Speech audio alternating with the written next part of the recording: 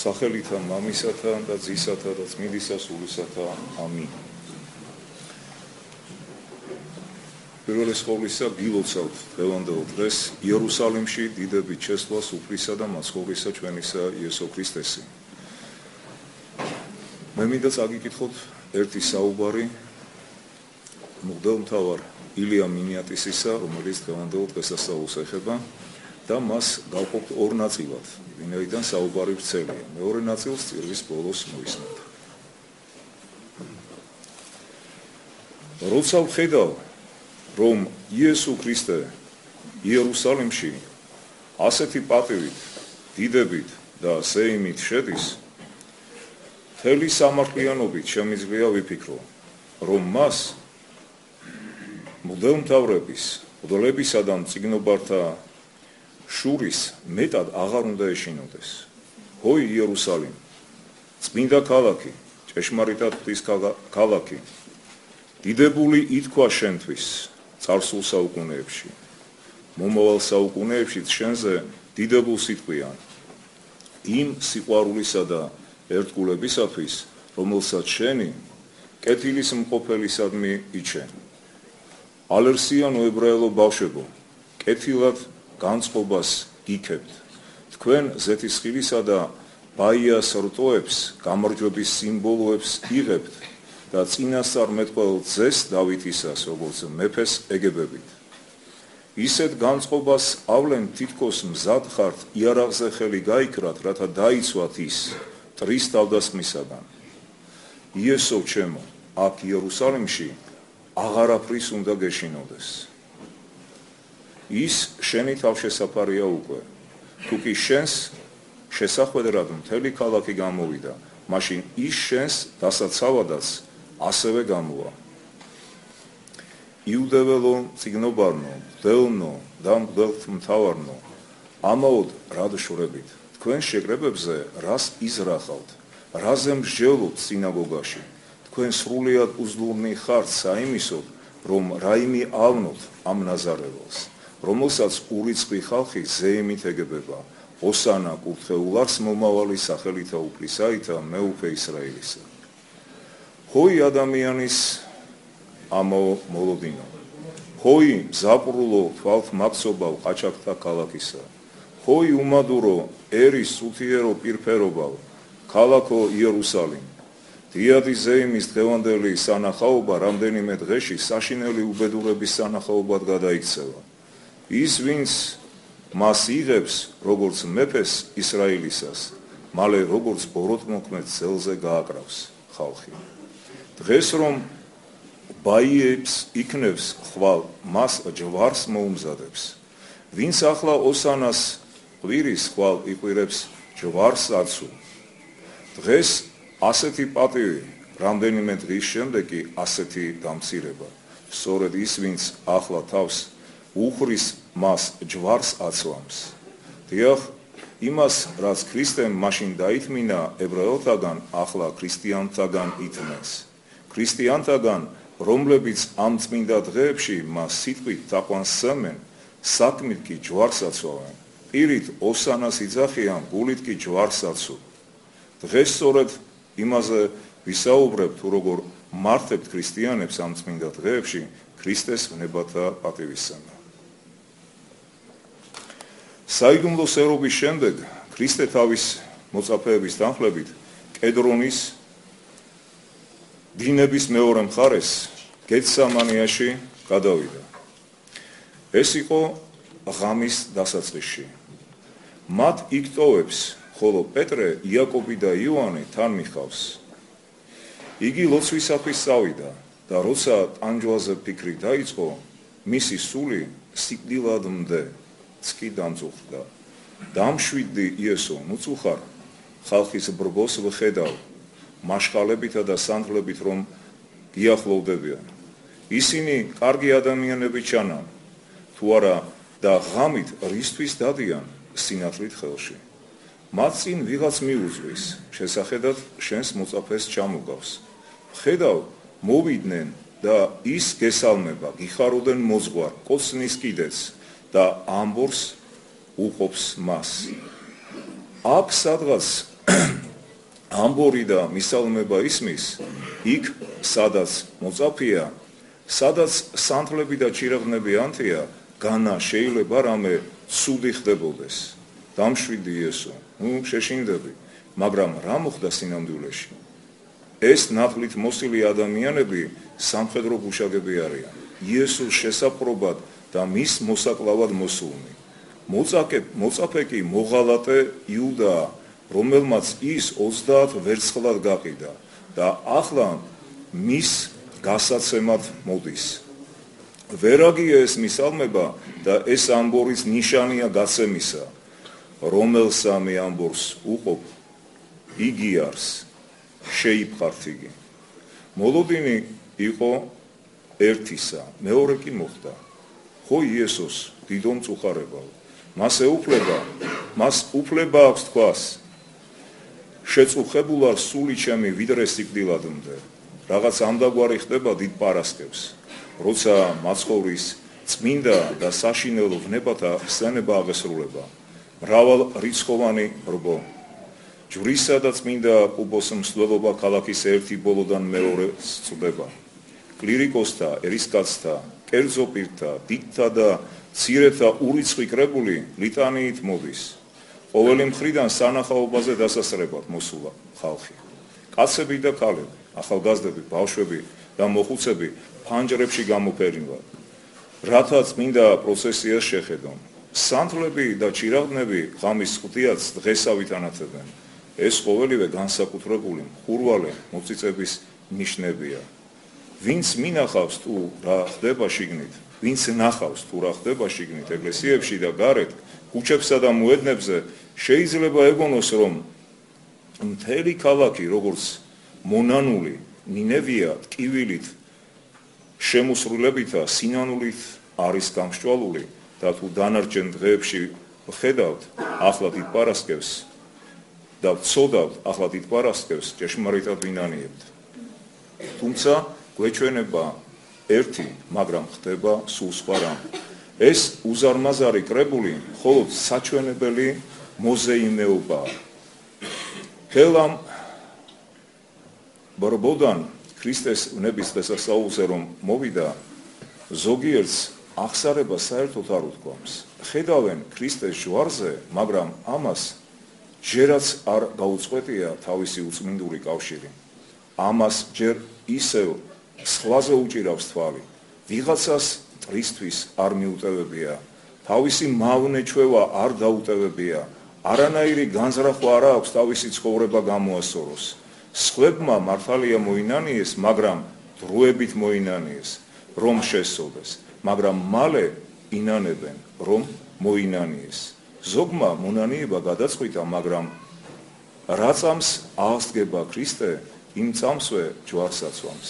როგორ განვაახლო ისინი და დაცემულთა კვალად განახლება სინანულად თანა ჯვარცმად, თავთა მათთა ძესა ღმრთისასა და განკიქებად, წერს პავლე მოციქული. ო ღმერთო ჩემო, ქრისტიანებიც თაყვანს სცემენ ქრისტეს, მხოლოდ სიტყვით. გული მათი კი შორსაა მისგან, ორგულნო, კეთილად წინასწარმეტყველებდა თქვენთვის ესაა და თქვა, მახლობელ არს ჩემ და ერი ესე პირითა მათითა და ბაგითა მათითა პატივს მცემს მე, ხოლო გულნი მათნი შორს განშორებულ არიან ჩემგან. ამგვარად თუ ქრისტე ერთხელ ჯვარცმულ იქმნა იუდელოთაგან, იმ დიდ პარასკევს, ახლა ყოველ დიდ პარასკევს ჯვარს ეცმევა ქრისტიანებისაგან. რამე თუ ერთს ვხედავთ, მაგრამ სინამდვილეში სულ სხვა რამ ხდება. მეტ მოწიწებასა და მადლიერებას ქრისტიანები ხომ სწორედ ამ დროს უნდა ამჟღავნებდნენ. ანტიოქიელები თავიანთ მეფე სელევკის აუგჯანხდნენ. მეფე ძლივს დაუძვრა ხელიდან მეამბოხეებს, რომლებსაც მისთვის სიცოცხლის აღკვეთა ისევე უნდოდათ, როგორც სამეფო აღუკვეთეს. ის მარტო საიდუმლოდ გარბის სასახლიდან. ვერავინ ცნობს, ქალაქიდან გადის, მიდის მთელი ღამე, დილით ნაპირს აღწევს და დასასვენებლად ჯდება. სხეულით, დაქანცული და სულით დამწუხრებული მეფე ღრმად ოხრავს და თავის უბედურებაზე ფიქრობს.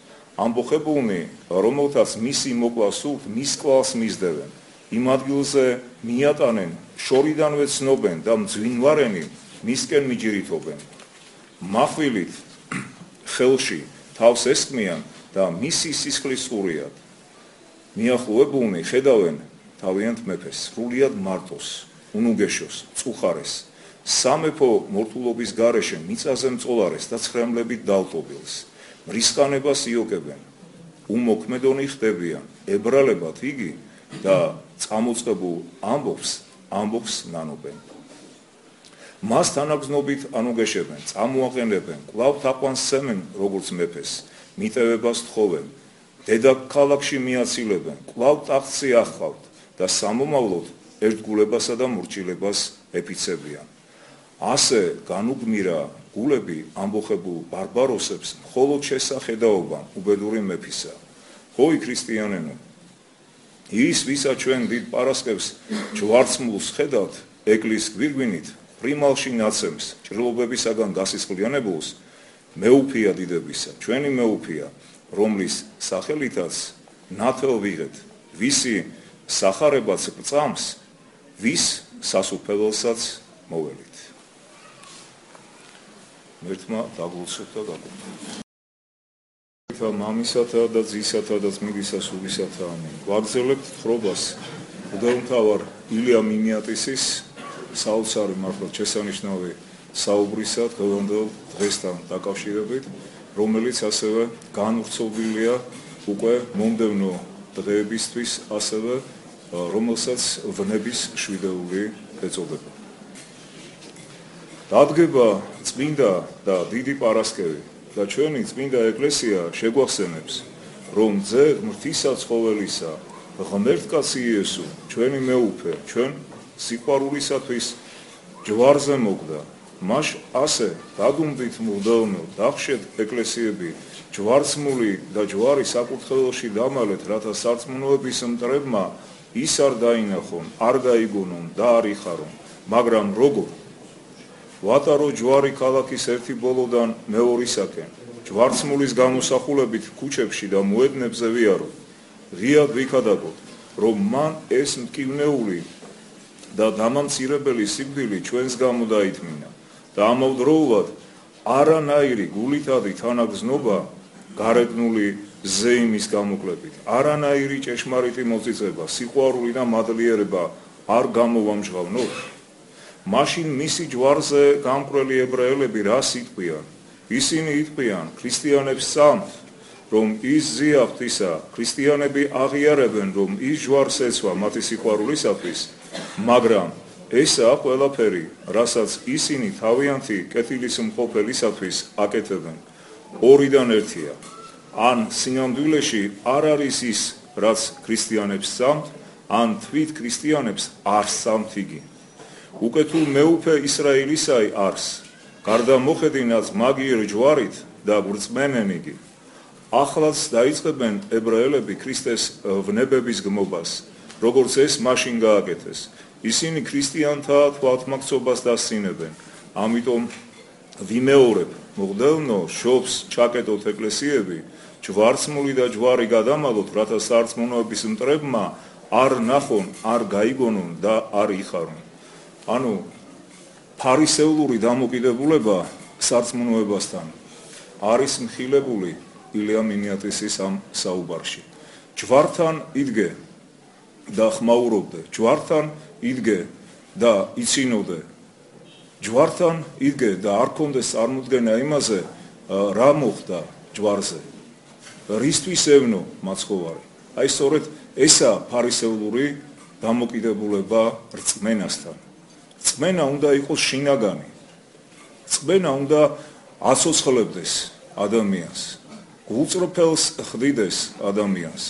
რწმენისათვის თავდადებას უფალი გვიქადაგებს ჯვრიდან და ჩვენ ელემენტარულად ეკლესიაში სიარულის ჟამსაც კი, როდესაც დავდივართ ეკლესიაში, ვერ გაგვიფიცნობიერებია, რას ნიშნავს ჯვარცმა ქრისტესი, რას ნიშნავს თუნდაც ის, რომ მთელი იერუსალიმი დღევანდელ დღეს ეგებებოდა ბავშვებიც კი ბაიას რტუებით და იძახოდა ოსანა კურთხეულარს მომავალი სახელით და უფლისათა, ხოლო შემდეგ რამოდენიმე დღის შემდეგ იმავე ხალხმა ჯვარსაცვა იესო ქრისტე და ამდენად კიდევ ერთხელ შეგვახსენებს დედა ეკლესია, რომ დღეს რასაც ჩვენ ვზეიმობთ, ასევე ამ ზეიმისთან უნდა ახდეს განცდა ყოველივე იმისა, რაც მოხდა იერუსალიმში 20 საუკუნის წინ.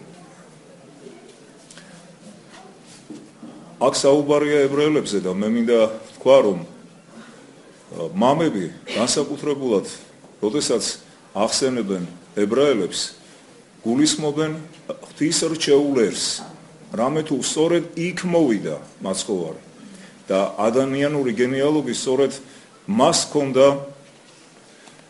გენეტიკა ებრაული.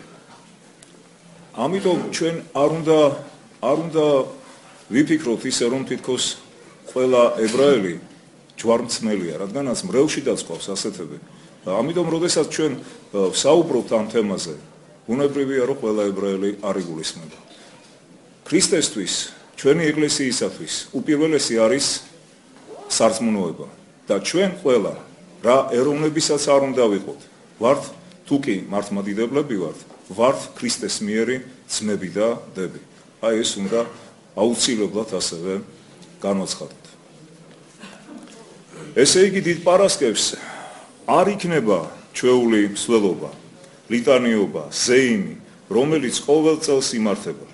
დიახ, ეს მე ვთქვი, თუმცა იყოს როგორც თქვენ გსურთ, მაგრამ ისე იყოს როგორც საჭიროა, რათა სინამდვილეში იყოს ის, რაც გარეგნულად ჩანს, რომ შინაგანი მოწიწება ისეთივე იყოს, როგორიც გარეგნულია. სინათლესთან და ჩირაღდნებთან ერთად დაეთ თქვენს გულებში ენთო სიყვარული იმის მიმართ, ვინც თქვენ და მის სიყვარულის გამო მოკვდა. დაევიგრძნოთ შემოსრულება და გულაჩვილება მისი ეკვლის გვირგვინის გამო. და მისმა ჭრილობებმა ჩვენში ხორცის დათქმის გამბედაობა აღწერა. მისი ჯვარით ვისწავლოთ დათმენა, მისი სიკვდილით მივხვდეთ რა დიდი ბოროტებაა ცოდვა. და დიდი პარასკევი იყოს დღე ჩვენი სინანულისა, ლიტანიობა კი კეთილსაქმეთა წარმოჩენა, სულის კრძალულება და ცხოვრების წესის სიმკაცრე იყავ. გილოცავთ კიდევ ერთხელ დღევანდელ დღეს დიდებით შესვლას უფლისა და მაცხოვრისა ჩვენისა იესო ქრისტესი იერუსალიმში. განკაცებული მაცხოვარი იყოს ჩვენი შემწე, სრულიად საქართველოსი და ყოველი მართლმადიდებელი ქრისტიანის. ღმერთმა დაგლოცოთ და გაგუყოთ.